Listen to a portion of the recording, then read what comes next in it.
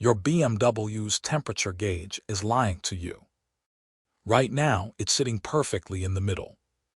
And it will stay there until your engine is already cooking itself. Because on the E90, there is no gradual warning, no slow creep of the needle. The cooling system fails like a light switch, on, then off. And when it flips, you have about 90 seconds to get off the road before a healthy engine becomes a warped one. This is known issues, and today, the cooling system BMW built with an expiry date. Last episode, we followed the oil leak chain, the $40 gasket that kills engines. If you missed it, it's linked below. Today's chain is worse, because this one has a countdown timer. Here's the design decision that defines everything. BMW built the E90 cooling system almost entirely out of plastic. The expansion tank, the thermostat housing, the radiator end tanks, plastic, plastic, plastic. Why weight and cost? Plastic is light, cheap, and works perfectly for a while. But plastic under constant heat cycling does something metal doesn't. Every drive is a cycle, cold to 100 degrees and back. Thousands of cycles, and tough plastic slowly turns to glass. And glass doesn't bend, it shatters. Link 1, the expansion tank. On the right side of the engine bay sits a translucent plastic tank holding your coolant.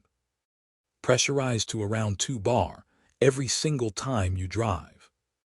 Look closely, and you'll see a molded seam running around its middle. That seam is where 2 halves were welded together at the factory. That seam is where it lets go. It starts as a hairline crack you can't even see. You might smell coolant, sweet, almost like maple syrup. That smell is the only warning you get. Then one day, usually hot, usually under load, the seam splits and dumps your coolant onto the road in seconds. And here's the thing about the N52. It does not tolerate running without coolant. Not even briefly. Aluminum block, aluminum head, it warps fast. The tank costs about $60. The engine it protects costs $8,000. Remember that ratio. It comes up a lot in this episode. Link 2, the electric water pump.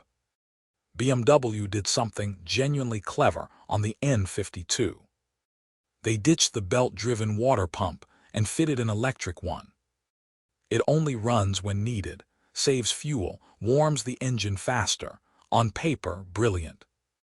In practice, they put delicate electronics in the hottest, most vibration-heavy place in the car, bolted to the side of the engine block. And electric pumps don't wear out gradually. They work perfectly, then the electronics die. The service life is famously consistent, somewhere between 80 and 120,000 kilometers. Ask any E90 forum, the answers cluster around the same number. It's so predictable that experienced owners replace it on schedule, like a timing belt. Not because it failed, because it's about to. When it dies, you get one of 2 scenarios. The kind one, it fails at startup, throws a code, and you limp to a workshop. The unkind one, it quits at 100 kilometers an hour. Coolant stops circulating instantly. The temperature spikes before the gauge even reacts. And about that gauge, BMW buffered it. It reads dead center across a wide band of real temperatures. Because customers found a moving needle alarming. So by the time your gauge moves at all, you're already deep in the red. On most E90s, you don't even get a gauge, you get a light. And the light means it already happened. Link 3, the thermostat. The thermostat lives in a plastic housing right next to the water pump. Same heat, same vibration, same brittle plastic problem. And it's not a simple thermostat. It's map-controlled and electrically heated. More cleverness, more electronics, more things to fail. Here's what matters for your wallet. The thermostat and the pump share the same access path. Same bolts, same coolant drain, same bleed procedure. Nearly all of the labor cost is identical. Which is why the golden rule exists: never replace one without the other. Do the pump alone, and the thermostat fails 3 months later. Same labor bill, paid twice. Pump about 400 in parts, thermostat 150. Labor 3 to 4 hours, because half the engine front comes apart. Do it once, do it together. Link 4, the bleeding problem. Here's the failure nobody talks about, the one that happens after the repair. The N52 cooling system is notoriously hard to bleed. Air pockets love to hide in it. So an owner replaces the pump, fills the coolant, everything looks fine. But there's an air bubble trapped near the cylinder head. Air doesn't carry heat away. That pocket becomes a hot spot. The engine can locally overheat while the sensor reads normal. Because the sensor sits in liquid and the damage happens in air. The fix is knowing the trick. The pump can bleed the system itself. Ignition on, engine off, heater on max, hold the accelerator down. The pump runs a 12-minute automatic bleed cycle. It's in no owner's manual. Every N52 owner should know it.